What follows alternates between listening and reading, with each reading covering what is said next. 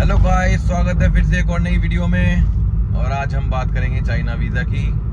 तो मैंने अपना चाइना वीज़ा ही लगने दे रखा था, तो आज मैं वही लेने जा रहा हूँ और वो वीज़ा मेरा लग के आ चुका है। तो बस अब मैं लेने जा रहा हूँ उसको। तो आज हम उसी बारे में बात करेंगे, चाइना वीज़ा की। हम बात करेंगे आज टूरिस्ट और बिजनेस दोनों वीज़ा के बारे में। तो बात करते हैं टूरिस्ट वीज़ा की। टूरिस्ट वीज़ा जो कि आपका 3 कैटेगरीज में आता है, सिंगल एंट्री, मल्टीपल एंट्री और डबल एंट्री। तो अगर आपका पहले कोई चाइना का वीज़ा नहीं लगा है तो गो फॉर सिंगल एंट्री, क्योंकि सिंगल एंट्री वीज़ा इजीली लग जाता है और मल्टीपल और डबल एंट्री के रिजेक्ट होने के चांसेस ज़्यादा हो जाते हैं। तो अगर आपका वीज़ा नहीं लगा है तो मैं तो यही रिकमेंड करूँगा कि go for single entry visa. और उसके बाद जो मेन डॉक्यूमेंट है पासपोर्ट जो कि 6 महीने के लिए आपका वैलिड होना चाहिए। अगर 6 महीने के वैलिड नहीं है तो नया पासपोर्ट बनवाओ, उसके बाद वीज़ा लगवाओ। पासपोर्ट के बाद आता है फ़ोटो जो कि वो उनका जो साइज़ मांगते हैं 35 mm by 45 mm, white background matte finish, जो कि उनकी रिक्वायरमेंट है फ़ोटो की। और फ़ोटो के बाद तीसरा डॉक्यूमेंट आता है आपका बैंक स्टेटमेंट आपकी 6 महीने की चाहिए होती है और उसके अंदर बैलेंस 1.5 लाख रुपए मेंटेन होना चाहिए। मांगते 1.5 लाख हैं, बट आप 2 लाख 2.5 लाख भी रख सकते हो और बैलेंस मेंटेन होना चाहिए। ऐसा न करें कि आप सिर्फ वीज़ा लगने थे 3 दिन पहले उसमें 2 लाख रुपए ट्रांसफ़र करें और उसके बाद अपना वीज़ा लगने दे दिया। तो ऐसा बिल्कुल मत करना। मैं यही रिकमेंड करूँगा कि आप ऐसा बिल्कुल मत करना, क्योंकि उसमें चांसेस थोड़े लो हो जाते हैं। अगर मेंटेन रहता है तो चांसेस हाई होते हैं वीज़ा लगने के। और बैंक की जो आपकी स्टेटमेंट है उसके ऊपर बैंक की स्टैंप जरूर होनी चाहिए, वो मेन है। तो बैंक स्टेटमेंट के बाद बात करते हैं हम कवरिंग लेटर जो कि आप इंटरनेट से ही बना सकते हो, देख के किसी एजेंट से हेल्प भी ले सकते हो। और उसके बाद आगे आपका ट्रैवल आइटनरी के अंदर आप कहाँ किस दिन कैसे ट्रैवल कर रहे हो, ये सारी इन्फॉर्मेशन होती है। प्लस आपका होटल जो कि ये गुड न्यूज़ है कि होटल अब पेड नहीं चाहिए। आप booking.com से होटल बुक कर सकते हो, जैसे कि वो होता है पे एट प्रॉपर्टी, वो आप यूज़ कर सकते हो। और फ्लाइट टिकट भी पेड की कोई रिक्वायरमेंट नहीं है, डमी फ्लाइट टिकट भी आप यूज़ कर सकते हो।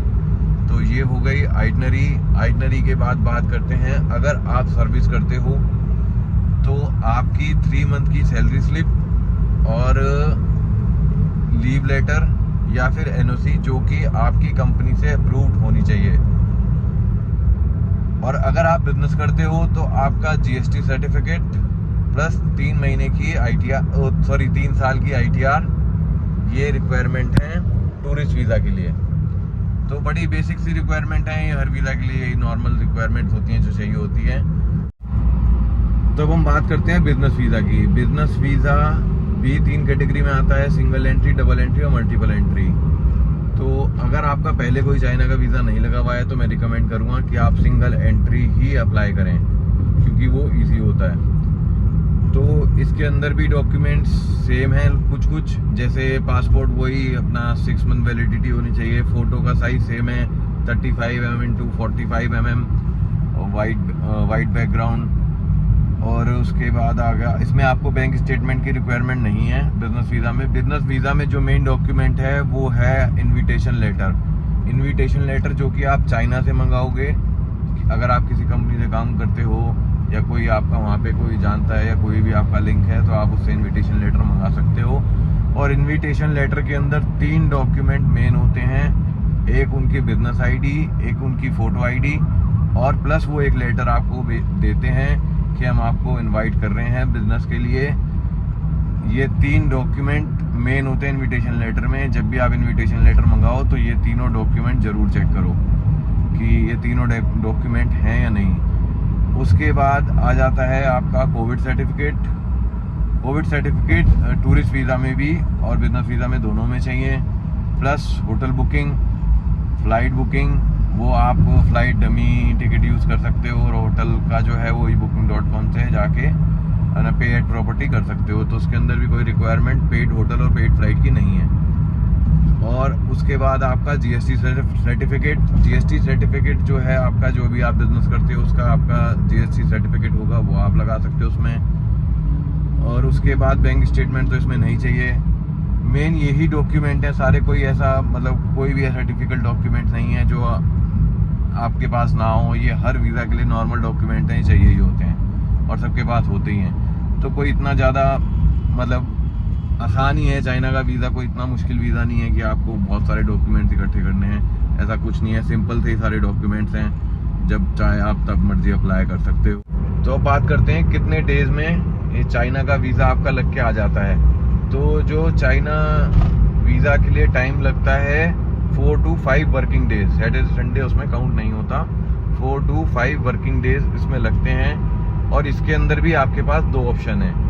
एक होता है अर्जेंट पे उसकी 2500 फीस ज़्यादा होती है, तो उसके अंदर आपका एक दिन छोड़ के नेक्स्ट डे आ जाता है। दो तरह से हैं, अगर आपको अर्जेंट में चाहिए तो आप अर्जेंट में अप्लाई कर सकते हो, उसके थोड़े चार्जेस ज़्यादा हैं। और नॉर्मल तो 4 to 5 वर्किंग डेज में आ जाता है आपका वीज़ा। और उसके बाद यही सब बेसिक सी रिक्वायरमेंट हैं। अगर इसमें भी आपको कोई कन्फ्यूजन हो तो आप किसी एजेंट की हेल्प ले सकते हो, एजेंट की हेल्प भी ले सकते हो, उसमें कोई बुराई नहीं है। या फिर अगर और भी कुछ कन्फ्यूजन है तो आप मुझे मैसेज कर सकते हो। और होप करता हूँ आपको ये वीडियो अच्छी लगी हो, तो इसको लाइक करो, सब्सक्राइब करो और शेयर करो। फिर मिलते हैं किसी अच्छी सी वीडियो में। Bye bye.